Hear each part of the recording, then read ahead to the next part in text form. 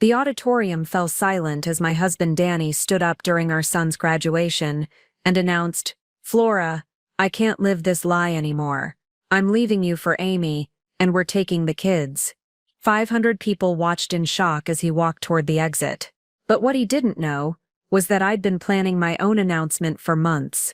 I smiled, walked to the podium, and said, "Since we're sharing family secrets, Danny," I pulled out a thick manila envelope. "Let me tell everyone about the 3 families you've been supporting with stolen money." Amy Goldfine's face went completely white as she realized her perfect new life was built on criminal proceeds. Before we jump back in, tell us where you're tuning in from, and if this story touches you, make sure you're subscribed, because tomorrow I've saved something extra special for you. That moment was the culmination of 18 months of careful investigation, strategic planning, and emotional preparation. It was when Danny Harrington, my husband of 22 years, discovered that the quiet, submissive wife he thought he could discard had become something far more dangerous, a woman with nothing left to lose and everything to prove. The Westfield High School gymnasium was packed beyond capacity that humid June afternoon. Graduation Day 2024 was supposed to be the proudest moment of our family's life. Our son Sebastian was valedictorian, headed to Harvard on full scholarship, the golden child who had exceeded every expectation. I had spent weeks preparing for this day. My navy blue dress was carefully chosen, the celebration dinner at Romano's booked for 12 people, including Sebastian's grandparents from Phoenix. The professional photographer was ready to capture Sebastian receiving his diploma, images we'd treasure forever. The irony wasn't lost on me that I had planned every detail except Danny's betrayal. But perhaps that's not accurate. Deep down, I had been preparing for this moment without realizing it. The late-night phone calls that ended when I entered rooms, the mysterious business trips with no calendar entries, the emotional distance that made our bed feel like different zip codes. Danny Harrington was a respected financial advisor at Brenner & Associates, managing retirement accounts for half our affluent suburb of Millbrook Heights. For 22 years, he'd been the picture of stability. Our neighbors pointed to us as the ideal family: successful husband, devoted wife, brilliant son, beautiful home on Maple Street with perfect lawn and golden retriever named Buster. What they didn't know was that for 18 months, Danny had been living a triple life that made our existence a carefully constructed facade. The conversation I'd overheard 3 nights earlier changed everything. Danny in his office at 11 p.m., "Amy baby, I promise it's almost over. After Sebastian's graduation, I'm telling Flora everything. We can finally be a real family, you, me, Tony, and little Tammy." Tony and Tammy, names I'd never heard, belonging to children I didn't know existed. Children who called my husband Daddy. That night, I didn't confront him. Instead, I made a decision that would change everything. I would find out the complete truth before saying anything. The private investigator I hired was Linda Abrams. Within 6 weeks, she assembled a portfolio that read like a thriller. Danny wasn't just having an affair, he was running sophisticated embezzlement, funding not 1 but 2 separate households. Amy Goldfine was a 34-year-old dental hygienist with 2 children. Danny had been supporting them for over 2 years, paying rent, private school tuition, even listing himself as emergency contact on school records. But Amy wasn't the only woman. Linda found evidence of 3 other relationships, each involving financial support and marriage promises. The money came from client accounts, elderly retirees who trusted him with life savings. As Sebastian's name was called, and he walked across the stage, I touched the manila envelope containing 18 months of investigation. If Danny wanted a public stage for his announcement, I would give him one he'd never forget.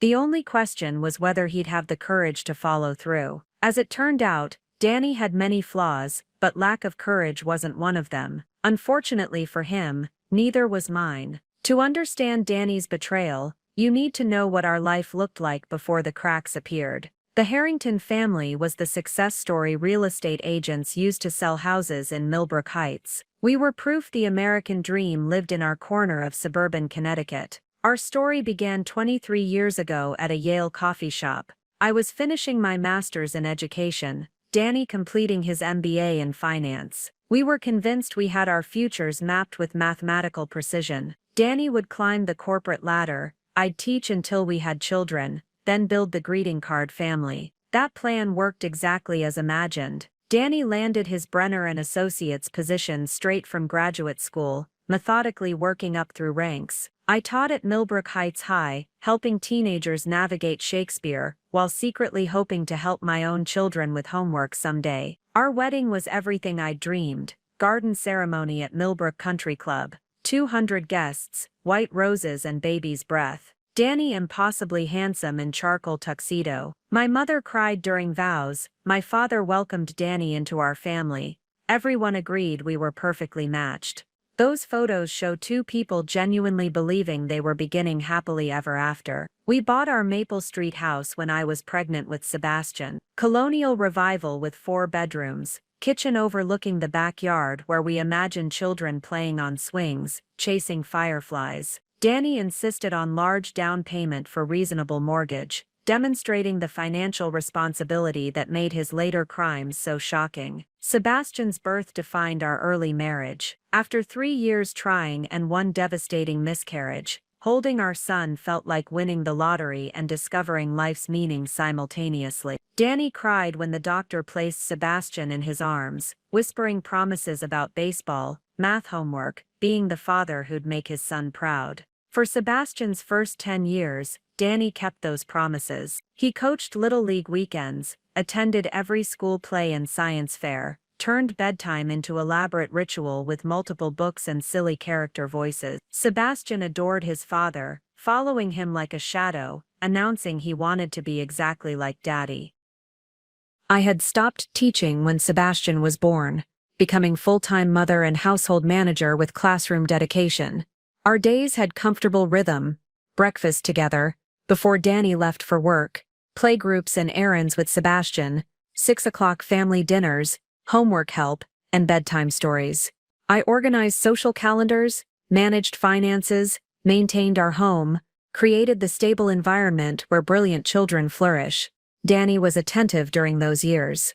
Random Tuesday flowers, surprise Vermont weekend getaways, never missing opportunities to tell people how proud he was of his family. Friends joked we were disgustingly happy, the couple making everyone else feel inadequate.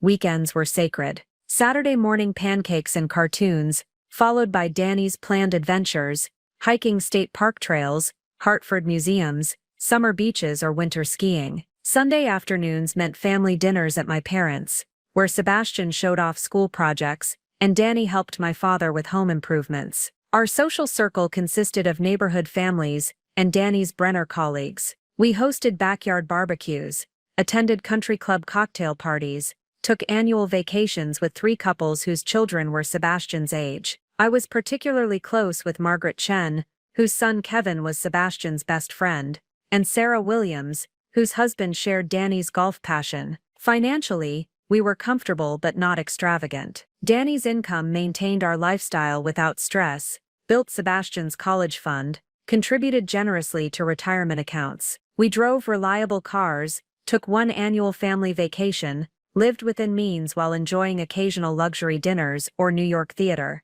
The cracks began so subtly, I dismissed them as natural marital evolution. Danny started working later, explaining Brenner's expanding client base required extra hours. He traveled more frequently, conferences and client meetings requiring overnight Boston, New York, Philadelphia trips. Our intimacy gradually diminished. Danny seemed distracted during family dinners, constantly checking his phone with vague client emergency explanations. Weekend adventures became less frequent, replaced by Danny's work catch-up or important client golf. When I suggested romantic 20th anniversary getaway, Danny insisted taking time off during crucial career periods would be irresponsible. Changes were so gradual, I adapted without recognizing significance. When Danny stopped bringing flowers, I told myself grand gestures mattered less than reliable provision. When he moved to the guest room, claiming my restless sleep affected work concentration, I convinced myself many couples made similar practical arrangements. Looking back, Danny was already living double lives during our marriage's final years. Late nights weren't at the office but in apartments I'd never seen. Business trips included personal stops, unrelated to Brenner and Associates. Family dinner distraction wasn't about client portfolios, but managing complex logistics of multiple relationships and covering financial tracks of increasingly sophisticated embezzlement. Preparing and narrating this story took us a lot of time, so if you are enjoying it, subscribe to our channel. It means a lot to us. Now back to the story. But then, sitting in our beautiful home with our exceptional son, planning graduation celebrations, I believed we were experiencing mature marriage challenges. I had no idea the man I'd loved over 2 decades had become a stranger. Understanding who Danny Harrington was, or who I thought he was, is essential to comprehending his deception's magnitude. The man I married wasn't an obvious villain. He was charismatic, intelligent, genuinely gifted at making people feel special and understood. These qualities that drew me to him were the same ones he'd later use to manipulate multiple women and countless clients. Danny grew up in Hartford as the youngest of 3 boys in middle-class Irish Catholic family. His father worked for the post office, his mother was a school secretary, and they instilled fierce work ethic and unwavering belief that success was earned through dedication and integrity. Danny often told how his parents sacrificed for his private school, working second jobs and skipping vacations for opportunities they'd never had. At 6 feet tall with sandy brown hair and bright blue eyes, Danny possessed natural charm that made people gravitate toward him. He remembered everyone's names, asked thoughtful life questions, had uncanny ability to make whoever he spoke with feel like the most important person in the room. These social skills made him incredibly effective as financial advisor. Clients trusted him with life savings because he genuinely seemed to care about their dreams and fears. What I didn't understand until later was that Danny's empathy was performative rather than authentic. He could read people's emotional needs and respond appropriately, but responses were calculated rather than genuine. He told clients exactly what they wanted to hear about financial futures, just as he told each girlfriend exactly what they wanted to hear about relationships. Sebastian inherited the best of both parents' qualities while avoiding our weaknesses. At 18, he was 6'2" with my dark hair and Danny's blue eyes, making teenage girls stare and basketball coaches recruit him despite complete sports disinterest. His passion was mathematics, specifically theoretical physics, possessing brilliant analytical mind that solved complex equations while carrying casual conversations about unrelated topics. Sebastian's academic achievements were staggering even by Millbrook Heights standards. Perfect 4.0 GPA throughout high school, while taking every advanced placement course available. SAT scores in 99th percentile. College essay about using mathematical models to predict climate change, impressed Harvard's admissions committee, already accepted into their accelerated physics program with full funding. Beyond intellectual gifts, Sebastian was genuinely kind and thoughtful. He tutored struggling classmates without being asked, volunteered at local animal shelter, never gave us typical teenage rebellion moments. His biggest defiance was choosing physics over pre-med, disappointing Danny's doctor in the family dream, but pursuing passion with characteristic determination. Amy Goldfine represented everything I was not, surely part of her appeal for Danny, where I was cautious and practical. Amy was spontaneous and adventurous. At 34, 8 years younger than me, with platinum blonde hair, green eyes, and effortless sex appeal that made men turn around on streets. She worked as dental hygienist in Riverside, next town over, and according to Linda's investigation, had reputation for dating married men who promised to leave wives. Amy was single mother to Tony, 8, and Tammy, 5 children from previous relationship with man who disappeared when Tammy was born. She lived in modest apartment complex, drove 10-year-old Honda Civic, struggled financially until Danny entered her life, and began providing support that transformed her circumstances overnight. What made Amy particularly dangerous was her intelligence. She wasn't naive victim, believing Danny's promises about leaving his wife. According to phone records Linda obtained, Amy actively pressured Danny to make good on commitments, threatening to expose their relationship if he didn't follow through on divorce timeline. She knew about his embezzlement because he'd confided creative financing solutions, becoming willing accomplice for financial security. Tony and Tammy were innocent casualties in adult drama. Tony was bright, energetic second grader who played Little League and loved video games. Tammy was kindergartner who collected stuffed animals and wanted to be veterinarian. According to school records, Danny attended parent-teacher conferences, school plays, sporting events for both children, playing devoted stepfather while maintaining faithful husband facade with me. Linda's investigation uncovered evidence. Danny had been telling Tony and Tammy he'd officially adopt them soon. They'd all be real family once he settled complicated legal matters with his ex-wife.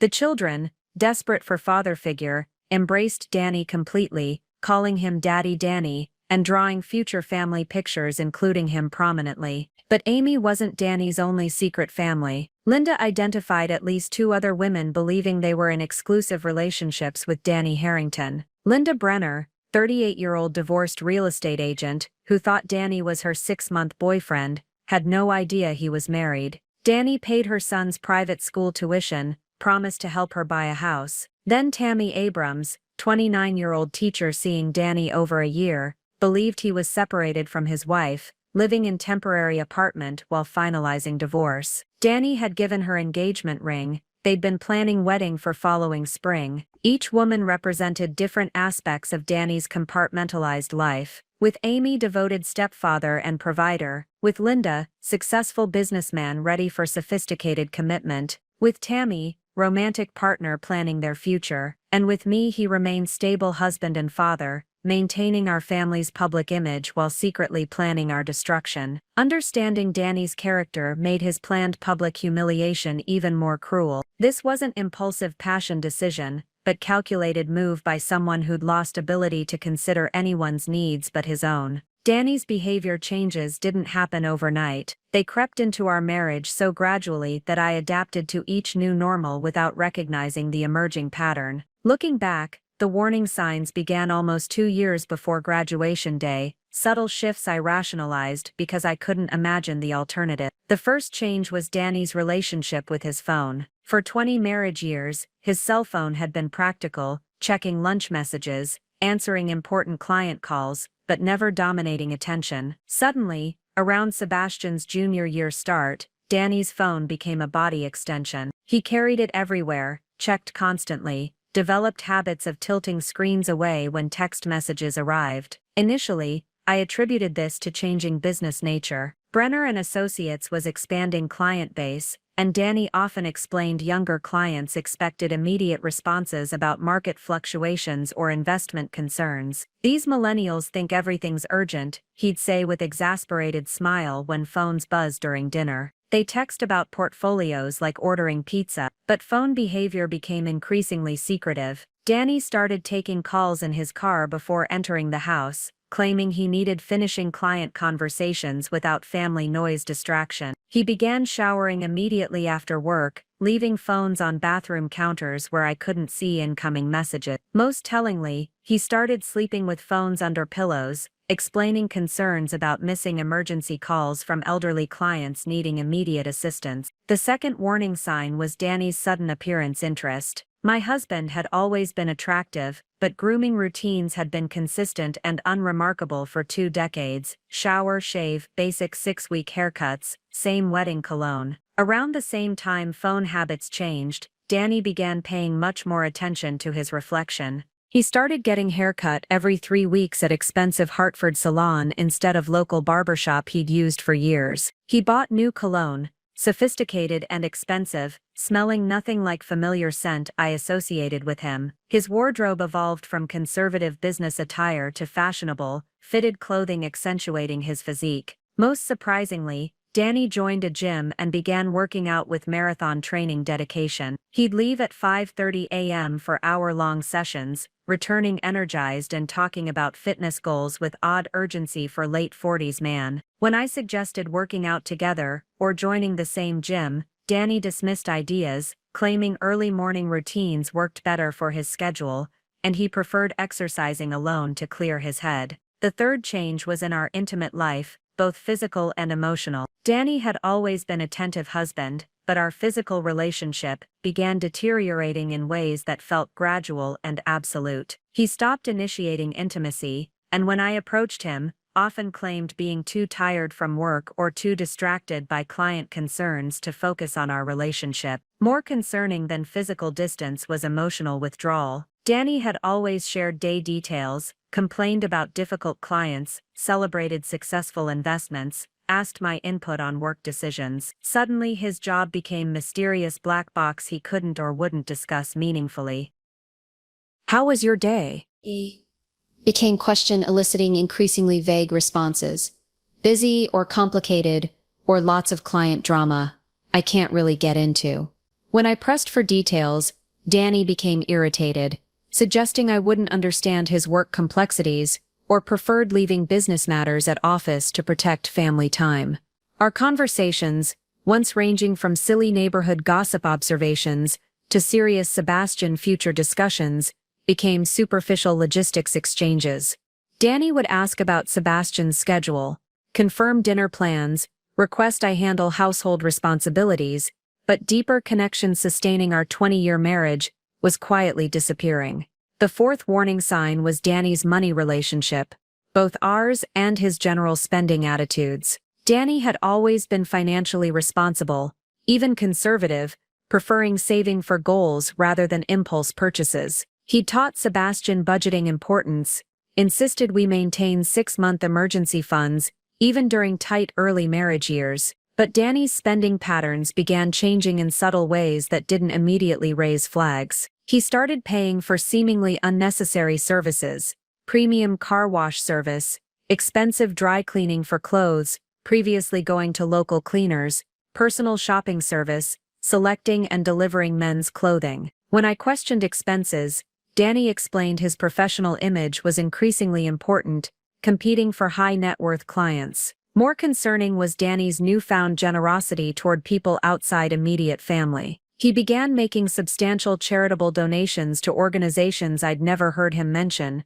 contributing to political campaigns, not aligning with previously expressed views, offering to pay for dinners and entertainment when socializing with other couples, insisting business was good, and we should enjoy our success. The fifth change was Danny's schedule and whereabouts explanations. Business trips, once occasional, became frequent and lasted longer than seemed necessary for stated purposes. Client dinners, previously scheduled during normal business hours, began extending late into evenings and sometimes included weekend obligations. Danny started attending conferences and professional development seminars, requiring overnight travel to Boston, New York, Philadelphia. When I expressed interest joining weekend trips combining business with pleasure, Danny always had reasons why my presence would be inappropriate or distracting. Most tellingly, Danny's schedule explanations became increasingly detailed and defensive. When I expressed whose, nubertet sendable pender afford above. Yes, says Haitian percended ord. Instead of simply saying client dinner, he'd provide elaborate backstories about client family situations, investment concerns, personal preferences requiring specific restaurants or entertainment venues. These explanations felt rehearsed, as if Danny worked from scripts rather than recounting actual experiences. The sixth warning sign was Danny's changing relationship with Sebastian and family daily life involvement. Danny had always been engaged father, helping with homework, attending school events, making time for father-son activities, despite busy work schedules. But as Sebastian's senior year approached, Danny began missing important moments with increasing frequency. Looking back, each change represented Danny's need to manage multiple relationships and maintain elaborate deceptions. Phone secrecy was necessary, coordinating with Amy, Linda, and Tammy without arousing suspicion. Appearance improvements were designed attracting and maintaining younger women's interest. Emotional withdrawal was Danny's guilt reduction method by creating distance from family he planned abandoning. By the time I understood what these changes meant, Danny had already decided our marriage was over and was simply waiting for the right moment to execute his exit strategy. Graduation wasn't just going to be Sebastian's big day, it was going to be Danny's final performance as my husband. The moment that shattered my denial came on a Tuesday evening in March, exactly 3 months before Sebastian's graduation. I had been living in willful blindness, accepting Danny's explanations and rationalizing mounting evidence that something fundamental had changed in our marriage. But truth has a way of forcing itself into light, regardless of how desperately we try keeping it buried. Sebastian had been accepted to Harvard the previous week, and we were supposed to be celebrating as a family. I had planned special dinner, Danny's favorite pot roast with traditional sides, Sebastian's preferred chocolate cake from Downtown Bakery, champagne Danny had been saving for significant occasions. It should have been one of those perfect family moments we'd remember and discuss for years. Instead, Danny called at 4 p.m. saying he'd be late due to emergency client meeting. The Andersons are freaking out about market volatility, he explained with that patient exasperation tone I'd become accustomed to hearing. I need walking them through their portfolio and reassuring them their retirement is secure. You and Sebastian go ahead and eat. I'll grab something on the way home. Sebastian and I ate dinner together, discussing his Harvard excitement and nervousness about leaving home for the first time. My 18-year-old son was more emotionally mature than many adults, and he'd clearly noticed tension between his parents even if he hadn't commented directly. "Mom," Sebastian said as we cleared dinner dishes, "is everything okay with you and Dad? He seems really stressed lately, and you seem worried about something." I smiled and gave him the same reassuring response I'd been giving myself for months. "Your father is just working very hard to make sure we're financially secure. The investment business is demanding, especially with economic uncertainty. Everything is fine, sweetheart. We're just dealing with normal life stress." But even speaking those words, I knew they weren't entirely true. Normal life stress didn't explain Danny's emotional absence or growing distance between us. Normal work pressure didn't account for secretive phone calls or behavior changes accumulating for nearly 2 years. After Sebastian went upstairs for college scholarship application work, I found myself alone in our kitchen, staring at untouched place setting I'd prepared for Danny. The pot roast was getting cold, champagne remained unopened, and our planned celebration was turning into another evening of disappointment and excuses. I decided to surprise Danny by bringing him dinner at his office. Brenner and Associates was only 15 minutes away, and I thought it would be romantic showing up with his favorite meal plate and perhaps sharing quiet toast to Sebastian's achievement in Danny's office after his client meeting concluded. I packed food in containers, grabbed champagne in 2 glasses, and drove downtown feeling optimistic about salvaging our celebration. The Brenner and Associates building was sleek, modern structure in the financial district, and I'd visited Danny's office countless times over years for holiday parties, client appreciation events, and casual lunch meetings. But when I arrived at the building at 8:30 p.m., the parking lot was nearly empty, Danny's BMW was nowhere to be seen, and Brenner and Associates' office windows were dark. I sat in my car for several minutes, checking and rechecking building directory, wondering if Danny had moved to different office, or if client meeting was taking place at alternate location. I called Danny's cell phone, planning to ask where he was so I could bring him dinner, but calls went directly to voicemail. His outgoing message was professional and brief. "You've reached Danny Harrington at Brenner and Associates. Please leave detailed message, and I'll return your call during normal business hours." Confused and increasingly concerned, I called the main Brenner and Associates number. After hours answering service, picked up immediately. "Good evening, Brenner and Associates. This is Patricia with answering service. How may I help you?" "Hi, this is Flora Harrington, Danny Harrington's wife. I'm trying to reach my husband. He said he was working late with a client tonight, but I don't see his car in the parking lot. Is there another location where client meetings might be held?" Brief pause before Patricia responded. "Mrs. Harrington, I show that Mr. Harrington signed out of office at 3:30 this afternoon. He left message saying he'd be at off-site client meetings for remainder of day. He didn't specify location, but mentioned he'd be unreachable until tomorrow morning." My heart began beating faster as I processed this information. Danny had told me his client emergency arose at 4 p.m., but according to answering service, he'd left office 30 minutes before that call. Either service was mistaken, or Danny had lied to me about where he was and what he was doing. I drove home in mounting anxiety, mind racing through possible explanations. Perhaps Danny had gone to client's home or office for meeting. Maybe he'd stopped somewhere for dinner before heading to restaurant meeting. There could be dozens of innocent reasons why his schedule didn't match what he'd told me. But when I pulled into our driveway at 9:15 p.m., Danny's car still wasn't there. Our house felt emptier than usual, and I found myself wandering from room to room, unable to concentrate on normal evening activities. Sebastian was upstairs, presumably still working on scholarship applications, unaware his mother was experiencing her first real marital panic moment. I tried Danny's phone several more times over the next hour, but each call went directly to voicemail. I sent text messages asking him to call me, explaining I'd gone to his office with dinner, and was concerned about his whereabouts. Messages showed as delivered, but went unanswered. By 11 p.m., I was genuinely frightened. In 22 marriage years, Danny had never been unreachable this long without explanation. Even during busiest periods, he'd respond to urgent messages within an hour or two. Complete silence was unprecedented and alarming. I was sitting in our living room, staring at my phone and debating whether to call hospitals or police stations, when I heard Danny's BMW pull into our driveway. Relief flooded through me as I heard his key in front door, followed immediately by confusion about where he'd been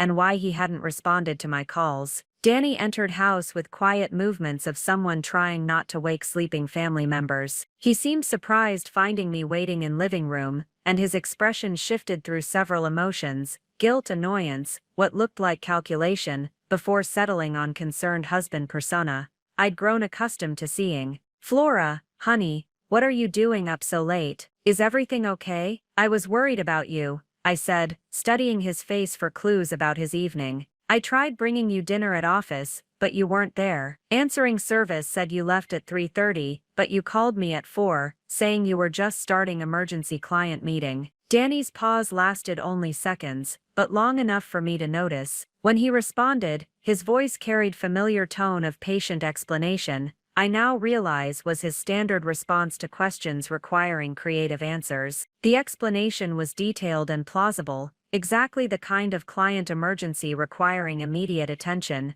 and easily running longer than expected. But something about Danny's delivery felt rehearsed, as if he'd prepared this story during his drive home, rather than lived through experiences he was describing. As Danny headed upstairs to shower and change clothes, I remained in living room, holding my phone and reviewing our conversation. Every word he'd said was reasonable and believable, but for the first time in our marriage, I found myself questioning whether my husband was telling me the truth. The next morning, I did something I'd never done before. I checked Danny's story. I called the Andersons' house, ostensibly to follow up on their meeting, and ensure they were feeling better about their investment concerns. "Mrs. Anderson," I said when she answered, "this is Flora Harrington, Danny's wife. I just wanted to check on how you and your husband are feeling after your meeting yesterday evening." Danny mentioned Mr. Anderson wasn't feeling well. Long pause before Mrs. Anderson responded, and when she did, her voice carried clear confusion. "I'm sorry, Mrs. Harrington, but I think there might be some mistake. We haven't met with Danny recently. In fact, we haven't scheduled any appointments with him since our quarterly review in January." The words hit me like physical blow. Danny had lied to me, not just about his whereabouts, but about his entire evening. He'd created elaborate story involving specific clients, and detailed circumstances that were completely fabricated. As I hung up the phone, I realized my marriage had just entered uncharted territory. For the first time since our wedding day, I began wondering who Danny Harrington really was, and what else he might be hiding from me. The 3 days following my discovery of Danny's Anderson meeting lie were the longest of my marriage. I went through normal family life motions, preparing meals, doing laundry, helping Sebastian with final college preparations, while my mind raced through possible explanations for my husband's deception. Each innocent scenario I constructed felt increasingly implausible, leaving me to confront possibilities I'd never imagined. Was Danny having an affair? The thought made me physically nauseated, but I couldn't dismiss it. Secretive phone calls, improved appearance, emotional distance, they formed a pattern pointing toward infidelity. But even if Danny was cheating, why create such elaborate lie about client meetings? Why not simply say he was working late at office, or attending business dinner? Was he involved in something illegal? Danny's access to client funds and investment accounts could provide opportunities for financial crimes, but the man I knew was scrupulously honest about money. He returned extra change to cashiers, declared every income penny on tax returns, never even cheated on golf scorecards. The idea of Danny embezzling seemed as foreign as imagining him robbing banks. Was he planning to leave our marriage? This possibility terrified me more than others, because it felt both devastating and somehow inevitable. Danny's withdrawal from our family, reduced involvement with Sebastian, inability to show enthusiasm for our son's achievements, they could all be signs of man preparing to exit his current life. By Friday evening, I decided that living in uncertainty was worse than knowing truth, regardless of how painful it might be. Sebastian was spending weekend at friend Kevin's house, working on group project for AP Physics class, which meant Danny and I would be alone together for first time in weeks. I planned my approach carefully. I'd wait until after dinner, when Danny was relaxed and presumably more likely to be honest with me. I'd start with gentle questions about his work stress and feelings about our marriage, giving him opportunities to volunteer information before confronting him directly about Anderson lie. But Danny didn't come home for dinner that Friday. At 6 p.m., he called to explain he'd been invited to an important networking event that could lead to significant new business for firm. It's cocktail party for high net worth individuals, he said, voice carrying familiar tone of professional obligation. I hate to miss dinner with you, but this could be career-changing opportunity. I listened to his explanation while staring at our dining room table, which I'd set for two with our good china and wine Danny had given me for our anniversary. Once again, I was alone in our house, waiting for husband who was somewhere else, doing something that didn't include me. After hanging up, I sat in our quiet kitchen and made decision that would change our marriage trajectory and my life. Instead of spending another evening wondering and worrying,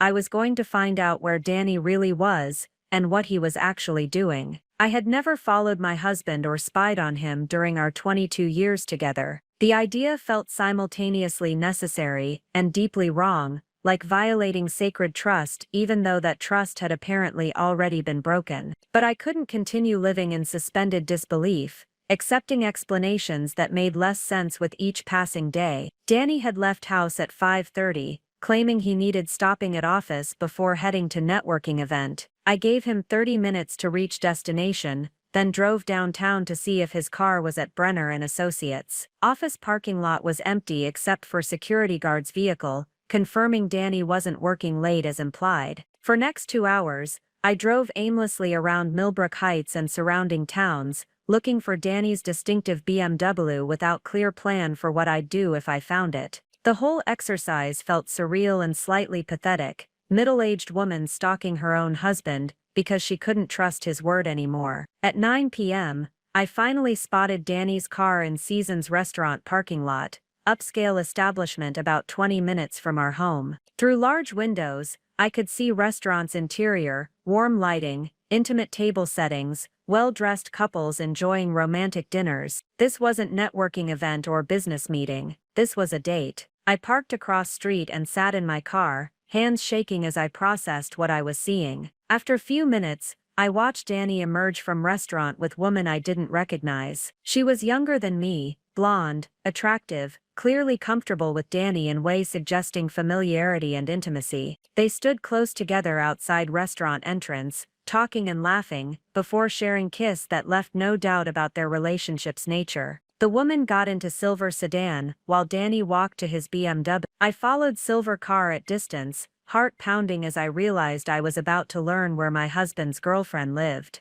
Car led me to Garden View Apartments, modest complex in Riverside, where woman parked and walked to ground floor unit. Through windows, I could see 2 small children running to greet her at door. I sat in parking lot for another hour, watching apartment and trying to process what I'd discovered. Danny wasn't just having affair, he was involved with single mother, someone who had children depending on her relationship with him. This wasn't casual fling or midlife crisis mistake. This was complete alternative life Danny had been building while maintaining our marriage facade. The drive home took 45 minutes, during which I rehearsed dozens of possible confrontations with Danny. I would demand truth about everything. I would give him ultimatum, end affair immediately, or face divorce proceedings. I would insist on marriage counseling to see if we could salvage our relationship. But when I arrived at our house at 11:30 p.m., Danny was already home and in bed. Next morning, he greeted me with usual weekend cheerfulness, asking about my day plans and suggesting we take Sebastian out for lunch when he returned from Kevin's house. He showed no signs of guilt or remorse, no indication he'd spent previous evening with another woman and her children. That afternoon, while Danny was playing golf with his usual foursome and Sebastian was still at Kevin's house, I made phone call that would transform me from betrayed wife into strategic investigator. I contacted Linda Abrams, private investigator whose name I'd found through online search for professionals specializing in matrimonial investigations. Linda's office was in nondescript building 30 miles from Millbrook Heights, far enough from our social circle that I was unlikely to encounter anyone I knew. She was a woman in her 50s with kind eyes and direct manner that immediately put me at ease despite circumstances that brought me to her office. "Mrs. Harrington," Linda said after I'd explained my situation, "what exactly do you want to accomplish with this investigation? Are you looking for evidence to confront your husband? Are you planning to file for divorce? Are you hoping to save your marriage?" "I want to know the truth," I replied. "All of it. I want to understand what my husband has been doing, who he's been seeing, and how long this has been going on. I want to know if our entire marriage has been a lie, or if this is something recent that we might be able to work through." Linda nodded understandingly. "I have to ask some difficult questions. Are you prepared for the possibility that what we discover might be worse than what you already suspect? Are you emotionally ready to learn details that could make reconciliation impossible?" I thought about Sebastian, about our beautiful home, about the 22 years I had invested in building a life with Danny. I thought about the alternative, continuing to live in ignorance while my husband maintained his double life. "I'm ready," I said. "I need to know what I'm dealing with before I can decide how to handle it."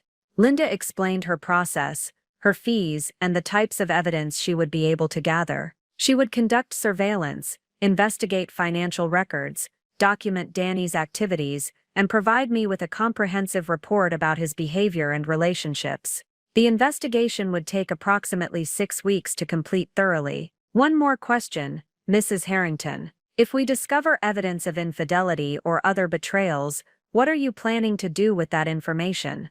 I hadn't fully considered this question, but the answer came to me immediately. "I'm going to use it to protect myself and my son. Whatever Danny has been hiding, whatever he's been planning, I want to be prepared when he finally decides to stop pretending our marriage exists." As I drove home from Linda's office, I felt a strange sense of relief mixed with anticipation. For the first time in months, I was taking action instead of simply reacting to Danny's behavior. I was going to learn the truth about my marriage, and then I was going to decide what to do with that knowledge. I had no idea that the truth would be far more complex and devastating than anything I had imagined, or that Danny's betrayal would extend far beyond a simple affair into criminal territory that would destroy multiple lives and families. The 6 weeks that followed my first meeting with Linda Abrams were simultaneously the most enlightening and most devastating period of my adult life. Every few days, Linda would send me updates through encrypted email, photographs, documents, surveillance reports that painted an increasingly complex picture of Danny's secret activities. Each revelation was worse than the last, building toward a conclusion that would have seemed impossible just months earlier. Linda's first breakthrough came within the initial week of surveillance. The woman I had seen Danny with at Seasons Restaurant was named Amy Goldfine, a 34-year-old dental hygienist who lived in the Garden View apartments with her 2 children, Tony and Tammy. But Amy wasn't Danny's only romantic interest, she was just the most serious one. Through careful observation and public records research, Linda discovered that Danny was simultaneously maintaining relationships with at least 3 different women, each of whom believed she was his primary romantic partner. The sophistication of Danny's scheduling, and the compartmentalization required to maintain these relationships was staggering. Amy Goldfine received Danny's attention on Tuesday and Thursday evenings,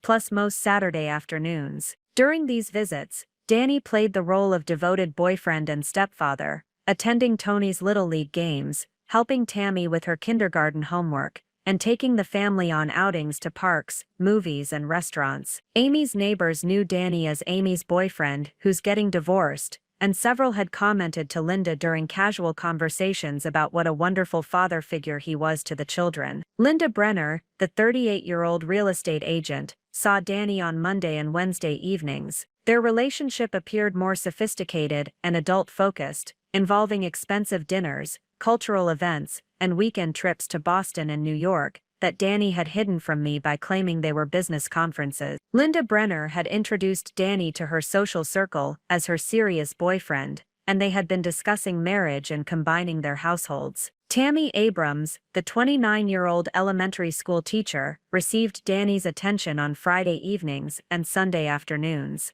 Their relationship was the most romantic and future-oriented, involving elaborate surprise dates, expensive gifts, and detailed planning for a wedding that was scheduled for the following spring. Danny had proposed to Tammy with a 2-carat diamond ring and had been actively house hunting with her for their future home. The logistical complexity of managing these relationships while maintaining his marriage to me required military-level precision. Danny had developed different personas for each relationship, adjusting his interests, opinions, and even his speaking patterns to match what each woman found attractive. With Amy, he was the devoted family man who loved children and wanted to provide stability. With Linda, he was the successful businessman ready for a sophisticated partnership. With Tammy, he was the romantic who believed in soulmates and fairy tale endings.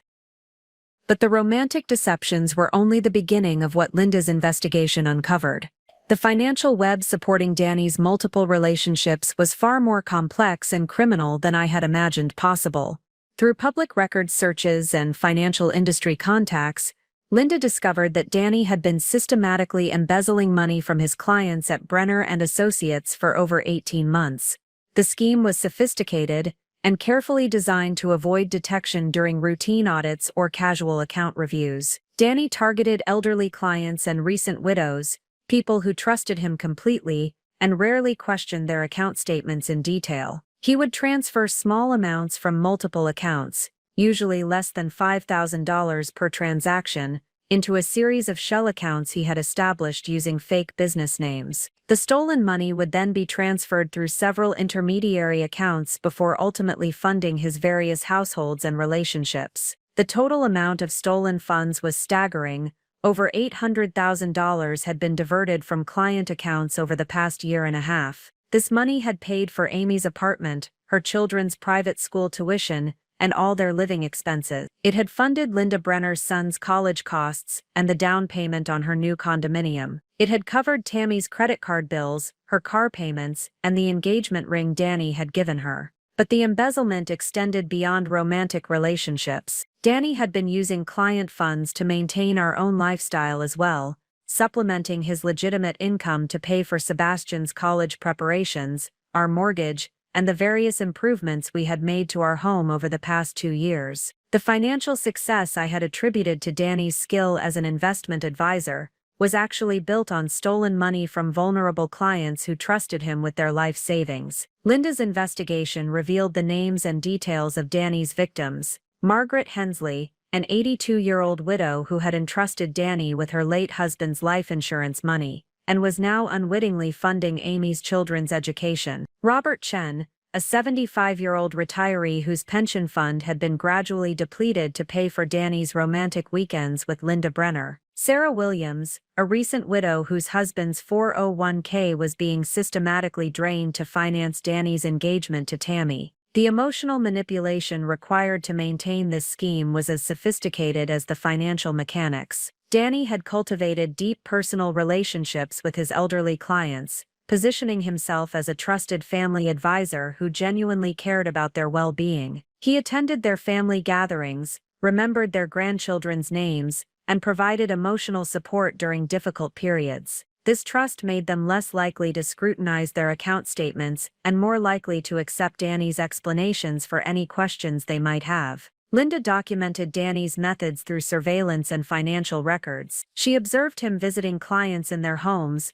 bringing flowers and small gifts, spending hours listening to their concerns and providing reassurance about their financial security. The cruel irony was that Danny's victims genuinely loved and trusted him, even as he was systematically stealing their money to fund his personal relationships. The investigation also revealed the timeline of Danny's crimes. The embezzlement had begun shortly after Sebastian started his senior year of high school, coinciding with the period when Danny's behavior had first started changing. The initial thefts were small and infrequent, but as Danny's financial obligations increased with his expanding romantic relationships, the frequency and amounts of the stolen funds had escalated dramatically. Most disturbing was the evidence that Danny was planning to accelerate his timeline for leaving our marriage. Linda discovered that Danny had been consulting with divorce attorneys, exploring ways to minimize his financial obligations to me and Sebastian while protecting the assets he had moved into hidden accounts. He had been preparing for a scenario where he would abandon our family, marry one of his girlfriends, and disappear with enough stolen money to start a new life. Linda's surveillance revealed that Danny's girlfriends were beginning to pressure him for more commitment and clarity about his future plans. Amy had been asking when he was going to finalize his divorce and move in with her family. Linda Brenner was becoming suspicious about why Danny's divorce was taking so long to complete. Tammy was planning their wedding and becoming frustrated with Danny's vague explanations about timing and logistics. The pressure from multiple fronts was forcing Danny toward a decision point. He couldn't maintain his current situation indefinitely without someone discovering his deceptions or demanding proof of his promises. Linda's assessment was that Danny was planning to make his move soon, probably within the next few months. The most chilling discovery came in Linda's final week of investigation.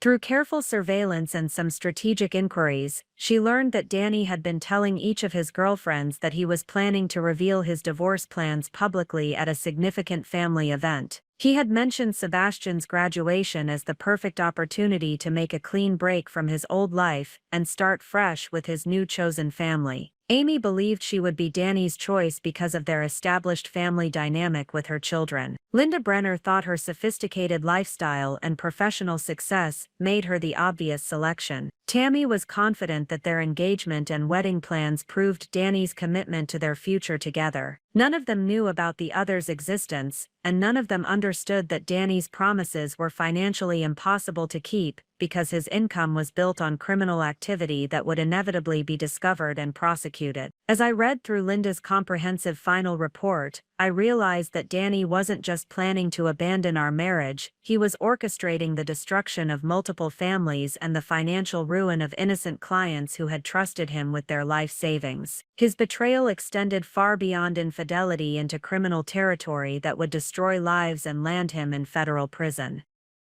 The question was no longer whether I should confront Danny about his affair, but how I should handle my knowledge of crimes that were devastating innocent people while funding the elaborate deception that had become our marriage.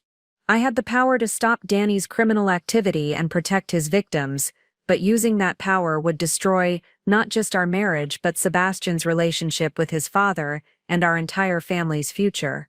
Linda's investigation had given me everything I needed to understand the full scope of Danny's betrayal. Now I had to decide what to do with that devastating knowledge. Just when I thought Linda's investigation had revealed the full extent of Danny's deception, she uncovered a layer of betrayal so profound that it changed my understanding of our entire marriage history. What I had initially believed was an 18-month affair had actually been a decades-long pattern of manipulation and fraud that predated Sebastian's birth. The breakthrough came when Linda decided to investigate Danny's financial history more thoroughly, looking for patterns that might explain how he had developed such sophisticated methods of embezzlement. What she discovered was that Danny's criminal behavior wasn't a recent development triggered by midlife crisis or financial pressure. It was his standard operating procedure that he had been refining and perfecting throughout our entire marriage. Linda's forensic accountant contact was able to trace irregularities in Danny's financial activities back over 15 years. The embezzlement from Brenner and Associates wasn't Danny's first foray into stealing client funds, it was simply his most recent and largest-scale operation. During his early years at the firm, Danny had tested smaller schemes, stealing modest amounts from accounts and observing how long it took for discrepancies to be noticed, if they were noticed at all.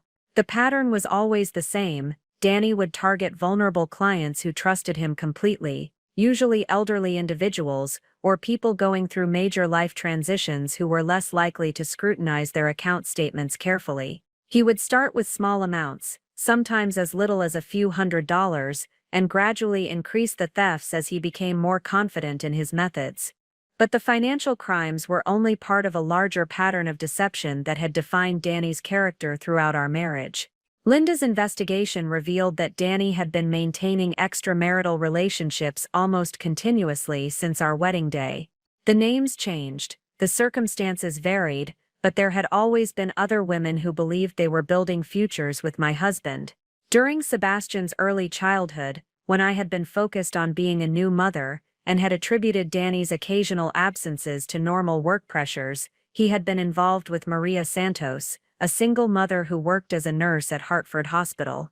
Danny had promised to leave me once Sebastian was old enough to understand, and had been supporting Maria and her daughter for over 3 years before eventually abandoning them when Sebastian started school. When Sebastian was in elementary school, Danny had maintained a relationship with Jennifer Walsh, a divorced teacher who thought Danny was separated from his wife and living in a temporary apartment while finalizing custody arrangements. Danny had attended parent-teacher conferences for Jennifer's son, helped with homework, and played the role of devoted stepfather for 2 years before ending the relationship when Jennifer began pressuring him for a firmer commitment timeline. The list continued through Sebastian's middle school years and into high school, with Danny cycling through relationships every 2 to 3 years, always promising women that he was on the verge of leaving his marriage, always providing financial support that kept them invested in the relationship, always disappearing when the pressure for real commitment became too intense.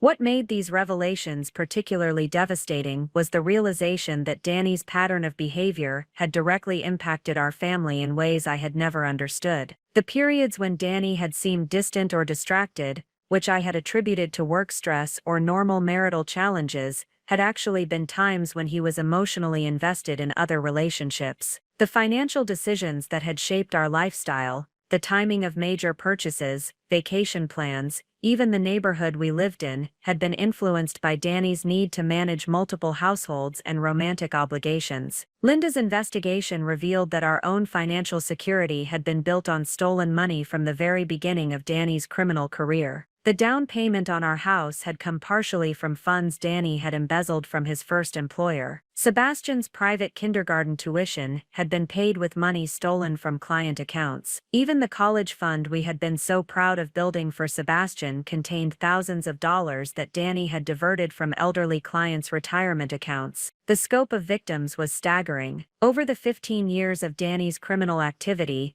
Linda identified at least 47 different clients whose accounts had been compromised. Some had lost relatively small amounts that could be disguised as market fluctuations or fee adjustments. Others had been systematically drained of substantial portions of their life savings, leaving them in financial distress that they attributed to poor investment performance rather than theft. Eleanor Westbrook, an 87-year-old widow, had trusted Danny with her deceased husband's pension funds and life insurance money. Over a 5-year period, Danny had stolen nearly $200,000 from her accounts, leaving her unable to afford the assisted living facility she had planned for and forcing her to move in with relatives who resented the financial burden. Thomas Martinez, a 73-year-old retiree, had given Danny control over his 401k rollovers from a 40-year career in manufacturing. Danny had systematically transferred portions of these funds to support his relationship with Jennifer Walsh,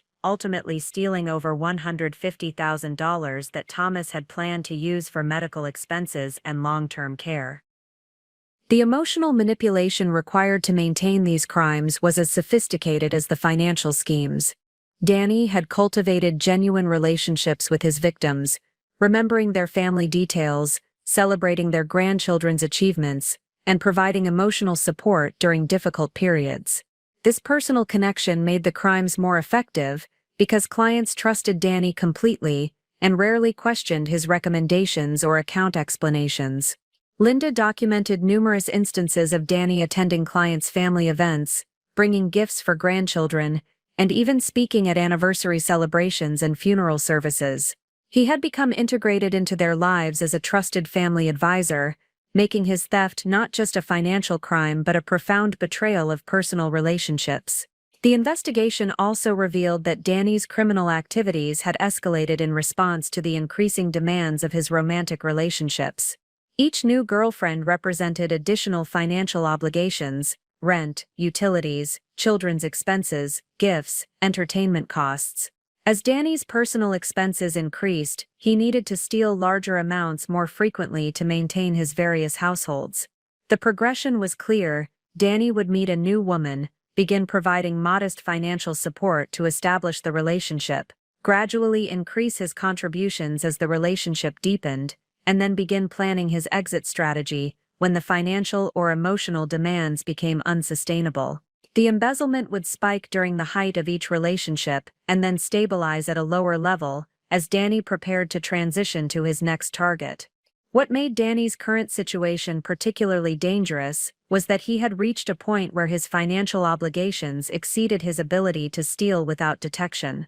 Amy's children needed increasing support as they grew older. Linda Brenner's expectations for their shared lifestyle were expensive. Tammy's wedding plans required substantial immediate funding. The pressure from multiple fronts was forcing Danny to take increasingly larger and more frequent amounts from client accounts. Linda's forensic analysis showed that Danny's embezzlement had accelerated dramatically over the past 6 months, reaching levels that were mathematically unsustainable. Client statements were becoming harder to falsify, account discrepancies were more difficult to explain, and several clients had begun asking detailed questions about their investment performance. The most chilling discovery was that Danny had been researching ways to disappear completely if his criminal activities were discovered. Linda found evidence that he had been exploring options for creating new identities, moving money to offshore accounts, and establishing residences in countries without extradition treaties with the United States. Danny wasn't just planning to leave our marriage, he was preparing to abandon his criminal activity and flee the country if necessary, leaving behind not only his family but also his victims who would never recover their stolen money, and his girlfriends who would discover that their entire relationships had been built on lies and criminal proceeds. The psychological profile that emerged from Linda's investigation was of a man with no genuine emotional attachments to anyone, including Sebastian and me. Danny's relationships were all transactional, designed to serve his needs for financial gain, sexual gratification, or social status. His ability to compartmentalize these relationships and maintain appropriate emotional responses in each situation suggested a level of psychological detachment that bordered on sociopathic. Linda's final assessment was that Danny was planning to make his exit from our marriage very soon, probably at Sebastian's graduation as he had suggested to his girlfriends. The public nature of such an announcement would serve multiple purposes. It would humiliate me sufficiently to discourage any attempts at reconciliation, it would demonstrate his commitment to whichever girlfriend he chose to keep, and it would create enough chaos and emotional drama to distract from any immediate scrutiny of his financial activities. As I absorbed the full scope of Danny's betrayal, I realized that our entire marriage had been a performance designed to provide him with cover for criminal activity and multiple romantic relationships. Sebastian and I weren't his family, we were his primary disguise, the respectable facade that made his other activities possible.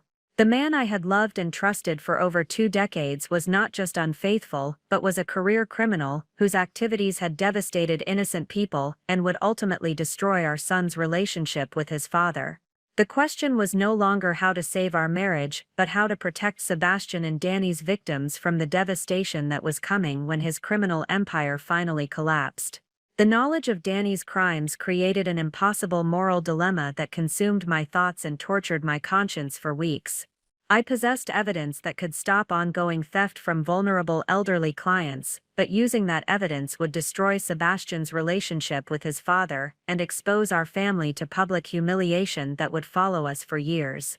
Every morning I woke up carrying the weight of 47 victims' financial devastation while watching Danny kiss Sebastian goodbye and drive off to steal more money from trusting clients.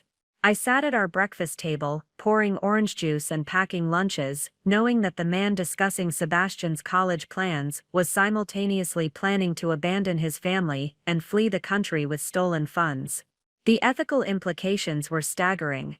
By remaining silent, I was complicit in Danny's ongoing crimes. Every day I delayed confrontation or reporting meant more money stolen from people who could least afford the loss. Eleanor Westbrook was already struggling to pay for basic medical care because of Danny's theft. Thomas Martinez had postponed necessary surgery because he believed his investments had performed poorly. But reporting Danny immediately would trigger a chain of events that would devastate Sebastian just weeks before his graduation and Harvard enrollment.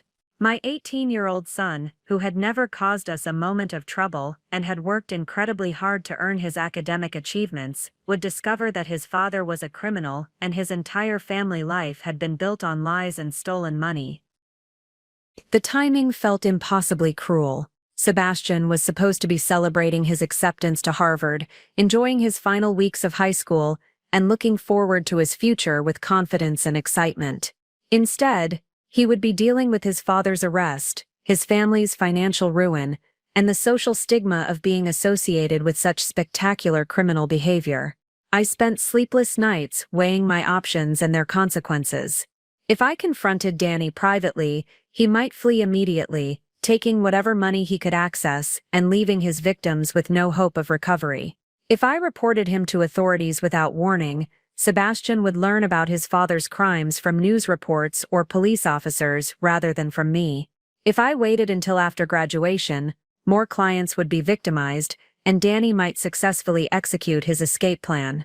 If I acted immediately, Sebastian's graduation would be overshadowed by his father's arrest and our family's public disgrace. The emotional complexity was equally torturous. Despite everything I had learned about Danny's crimes and deceptions, I was still processing the end of a 22-year marriage to someone I had genuinely loved. The man who had held my hand during my mother's funeral, who had cried when Sebastian was born, who had seemed to share my values and dreams, had that person ever existed, or had it all been performance? I found myself grieving not just the loss of my marriage, but the discovery that my entire adult life had been built on fiction. The memories I treasured, family vacations, holiday celebrations, quiet moments of supposed intimacy, were all contaminated by the knowledge that Danny had been living multiple lives throughout our entire relationship.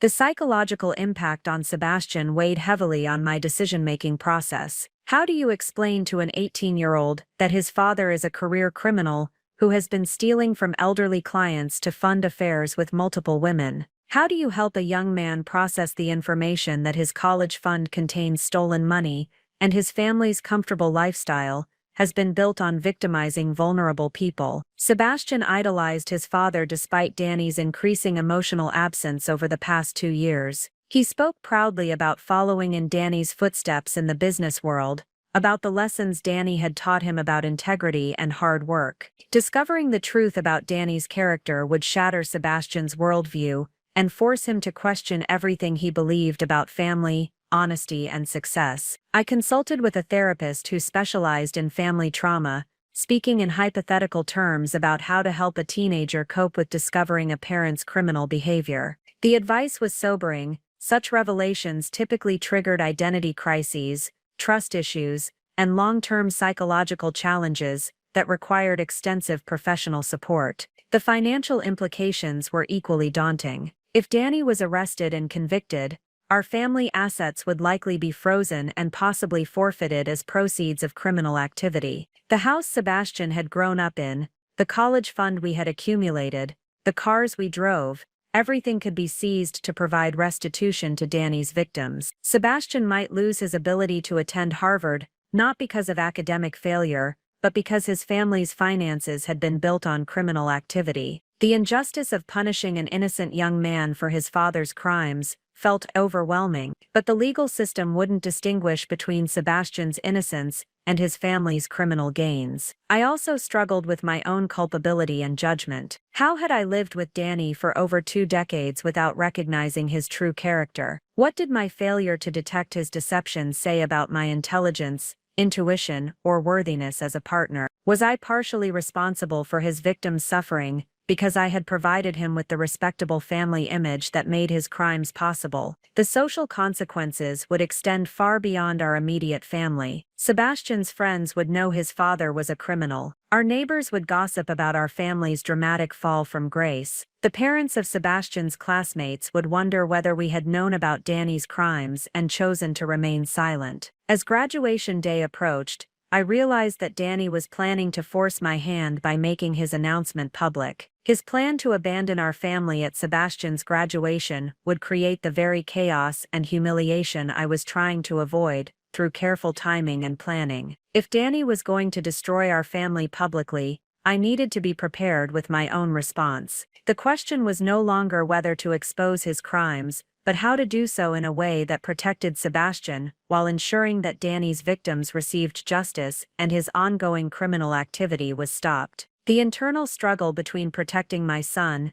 and protecting Danny's victims was resolved by a simple realization: Sebastian would be better served by learning the truth from me, presented with context and support, than by discovering it through his father's public betrayal and subsequent arrest. I decided to let Danny make his move at graduation, knowing that I would be ready with evidence that would expose not just his abandonment of our family, but his criminal destruction of innocent people's financial security. If he wanted a public stage for his announcement, I would give him one he would never forget. With graduation day just 1 week away, I transformed from grieving wife into strategic operative, carefully orchestrating every element of my response to Danny's planned betrayal. The manila envelope that would change our lives forever sat in my desk drawer, containing 18 months of investigation, documentation, and evidence that would expose not just Danny's infidelity, but his systematic criminal destruction of innocent lives. Linda Abrams had provided me with everything I needed: bank records showing fraudulent transfers, photographs documenting Danny's relationships with multiple women, financial statements proving the embezzlement of over $800,000 from client accounts, and detailed timelines of his criminal activities, spanning 15 years. But raw evidence wasn't enough. I needed to present this information in a way that would be immediately comprehensible to an audience of 500 shocked graduation attendees. Working with Linda's recommendations, I organized the evidence into 3 distinct sections. The first folder contained photographs and documentation of Danny's 3 simultaneous relationships, with clear images showing him with Amy Goldfine and her children, Linda Brenner at expensive restaurants, and Tammy Abrams during romantic getaways. Each woman's story was summarized on a single page, explaining how Danny had promised to leave his wife and build a future with her specifically. The second folder documented the financial crimes in terms that any parent in that gymnasium would immediately understand. Instead of complex financial jargon, I had Linda's forensic accountant prepare simple charts showing how much money Danny had stolen from each victim and what that money had been used to purchase. Eleanor Westbrook's $200,000 had paid for Amy's apartment and her children's private school tuition. Thomas Martinez's $150,000 had funded Danny's romantic weekends with Linda Brenner. The third folder contained the most damning evidence, proof that Danny had been planning to flee the country with stolen money, abandoning not just his family, but all the women he had been promising to marry. Linda had discovered research Danny had conducted into offshore banking, new identity documents, and countries without extradition treaties. This wasn't a man overcome by passion, this was a calculating criminal preparing his escape route. But presenting evidence wasn't enough. I needed to ensure that the appropriate authorities were prepared to act immediately. Through Linda's contacts, I had already provided copies of all documentation to the FBI's Financial Crimes Division, the Connecticut State Police, and the State Attorney General's office. Federal agents were standing by, waiting for my signal to arrest Danny for wire fraud, embezzlement, and money laundering. I had also contacted each of Danny's victims personally, explaining that I had discovered evidence of financial crimes affecting their accounts and that they would be contacted by federal investigators within 48 hours of graduation day. Most were initially skeptical.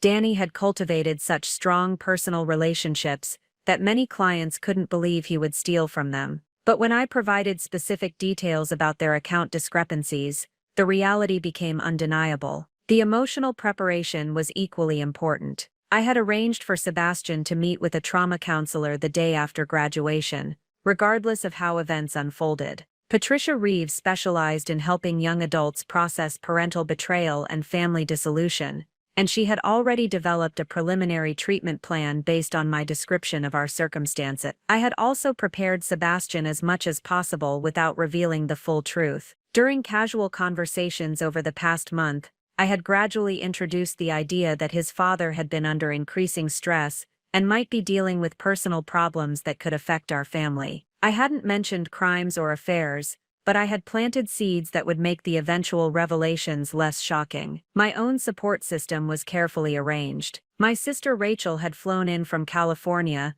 ostensibly to attend Sebastian's graduation, but actually to provide emotional support and practical assistance in the aftermath of Danny's arrest. She knew the full truth about Danny's crimes and was prepared to help Sebastian and me navigate the legal and financial chaos that would follow. The legal aspects were complex but manageable. I had retained Margaret Thompson, a criminal defense attorney who specialized in representing family members of white-collar criminals. While I wasn't accused of any crimes, Margaret would help protect our family's remaining assets and ensure that Sebastian's college fund, the portions that weren't derived from stolen money, would be preserved for his education. I had also consulted with Robert Chen, a civil litigation attorney, who would help Danny's victims recover their stolen funds through asset forfeiture and restitution proceedings. Robert had assured me that cooperating with federal investigators and providing evidence would demonstrate my commitment to making victims whole, which would help protect our family from civil liability. The financial preparations were equally thorough. I had opened new bank accounts in my name only,